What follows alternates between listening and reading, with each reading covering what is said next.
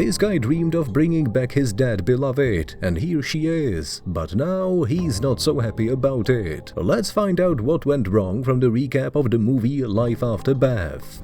A pretty dark-haired girl with a cell phone in her hands is wandering through the woods. It looks like she can't find her way home. A sad young guy in a black suit comes to the store to buy black napkins. The sales assistant says that there might be some in the party section. But this guy needs napkins definitely not for a party. His name is Zach, and he recently lost his beloved girlfriend Beth. The poor girl was bitten by a poisonous snake in the woods, and all her family and friends gather for a memorial dinner and recall how wonderful she was. Zach is particularly distressed. In the evening, he leaves home and arrives at Beth's parents' house. The guy finds them sorting through her clothes, toys and pictures. Zach plays chess with Beth's father, Mr. Slocum, and admits they had a scandal before Beth's death. The guy regrets that there's a lot he didn't get to say to her. Zach picks up his sweetheart scarf and goes home. The next day he takes the jelly pudding his girlfriend liked and drives to her house once again.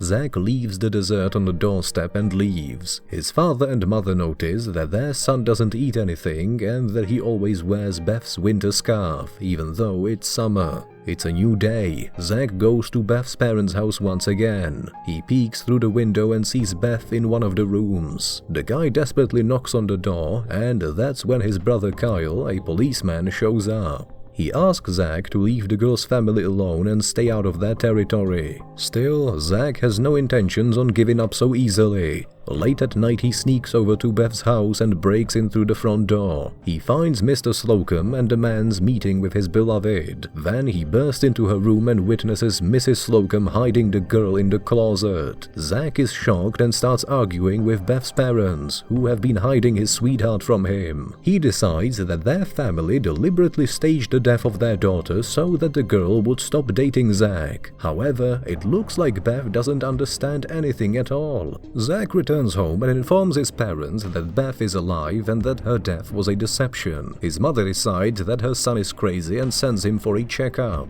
However, the boy is perfectly healthy. Zach heads to Beth's grave and sees that someone has dug it up. He goes to her house once again and demands an explanation. Mr. Slocum admits that after the funeral, his daughter simply came home. Well, this sounds very strange and confusing, but it is true. Mrs. Slocum says that her daughter has been resurrected, and Zach yells that she's turned into a zombie. Beth shows up and calls her boyfriend to the attic. The girl doesn't remember what happened to her, but she still loves Zach and wants to be with him. The boyfriend replies that he loves her very much too and invites her for a walk. Her parents are against it and ask their daughter not to go out during the daytime. They stay home, watch TV and then go swimming in the pool. Beth is sad for some reason. The guy notices the wound on the girl's thigh and nervously asks if she wants to bite him. Beth just laughs in response. In the evening, Zach decides to reconcile with his brother, but Kyle chases him away from the room. The mother is relieved that her son has gotten his appetite back. In the afternoon, the boy meets a familiar postman, Chip, who hands him a bunch of letters.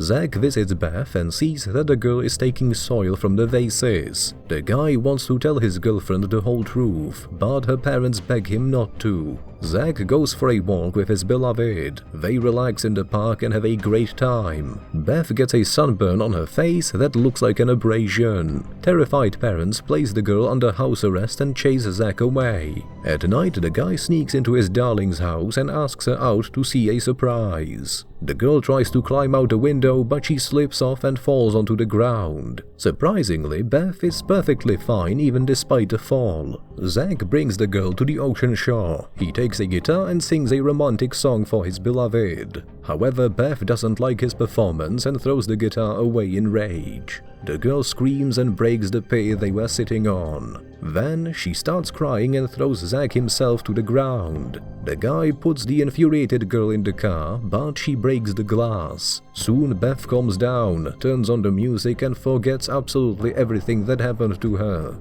Zach brings the girl home, and she pounces on her boyfriend. Beth behaves so violently and aggressively that Zach fends her off and runs home. The protagonist is having breakfast in a cafe and asks the waiter to change the music. The thing is that it's Beth's favorite song. Soon Zach is approached by a pretty girl. Her name is Erica, and she is the daughter of his mom's friend. They have breakfast together and chat about life. Zach says that Erica has a really nice skin. In addition, she smells a lot more pleasant than Beth. After breakfast, Zach gets in his car and drives out of the parking lot. Beth appears out of nowhere and the guy accidentally runs her over. The girl ends up under the wheels of his car, but she gets up without any problem and rages at the people around her with wild screams. Beth asks Zach to take her to the dance and also buy her breakfast.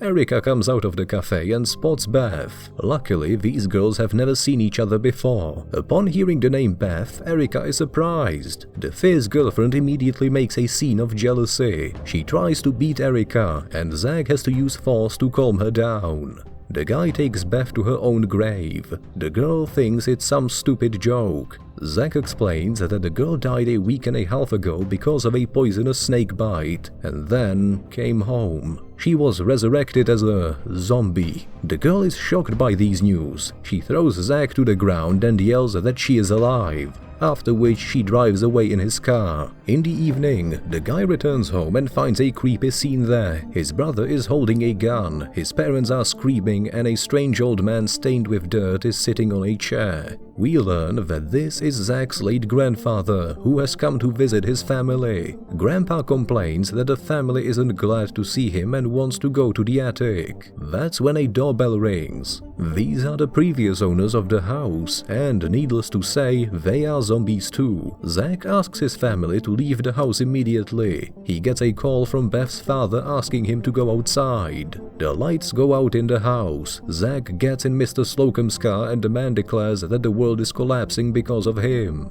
He shouldn't have taken Beth out of the house and told her the whole truth. Zach returns to Beth and sees the enraged girl is destroying the house. She is hurt by shards of glass, but it doesn't bother her one bit. Beth yells that she is dead, alive and immortal at the same time, and keeps wrecking the house. Zach is afraid of approaching her, for he fears that the girl will eat him. The guy asks Beth's parents to give him the address of their former housemate Pearline. She's a Haitian and good at magic. The woman definitely knows what to do with zombies. Zach gets behind the wheel and Beth appears next to him, stained with dirt and something red. He has to ride along with her. The guy arrives at the given address and asks Beth to wait for him in the car. Terrible screams are heard from the house. The door is opened by Pearline's brother. He says that his sister left the country a few days ago. Another zombie appears behind Zach's back. It is an undressed woman who is looking for car wash. He returns to the car and sees Mr. Slocum carrying Beth away with a bag over her head. Zach tries to stop him and gets hit with a gun stock. In the morning, the guy opens his eyes and sees a long-haired zombie leaning over him. He carefully gets into his car and drives away. Back home, Zach realizes that his parents aren't here. His entire family was probably eaten by the zombies. He packs his belongings and leaves the house. The streets of the city are experiencing a real apocalypse. Everything is on fire, stores are empty, people with rifles are running all over the city and zombies are hiding in the bushes. Zach drives to Beth's house and sees that it's practically destroyed. He finds a bound Beth in the kitchen and her mother feeding the girl with her fingers. The thing is, our aggressive zombie is starving. The woman admits that Beth ate Mr. Slocum. Zach invites Beth for a walk, and the girl goes out with him, tied to a gas stove. Outdoors, the protagonist meets Kyle with a gun. The guy wants to get rid of Beth, but Zach begs him not to do it. It turns out that their parents are still alive and well, hiding in their friend's house. Kyle was recruited into the zombie resistance squad and given a special uniform. Now the guy is pressuring Zach to get rid of Beth. Zach! The protagonist promises to do it in the woods. Kyle gives his brother the pistol and leaves in search of other zombies. Zach brings Beth to a lovely glade overlooking the high mountains, and thanks the girl for coming back and giving him a second chance. The guy promises that he will love her forever and raises his gun. A shot rings out and the zombie falls off the cliff along with the stove and tape player. Zach throws away Kyle's gun. The main character goes back into town. He goes to the house where his parents are hiding and happily hugs his mom and dad. A frightened Erica is also staying there. Kyle shows up and scolds his brother for losing his pistol. Zach offers his family to move to another state. All of a sudden, the lights come on and the TV starts working. We learn that the life in the city is getting better. All the zombies have been eliminated. Zach lies in bed and hugs his pillow. 2 dates of death appear on Beth's grave, July 8th and July 19th, 2014. Zach hangs a colored scarf on her headstone and places a chess piece on her father's grave. His mother picks him up from the cemetery. A worried Erica is waiting for him in the car. Zach invites the girl for dinner. She agrees. After all, a living girl is better than an undead one.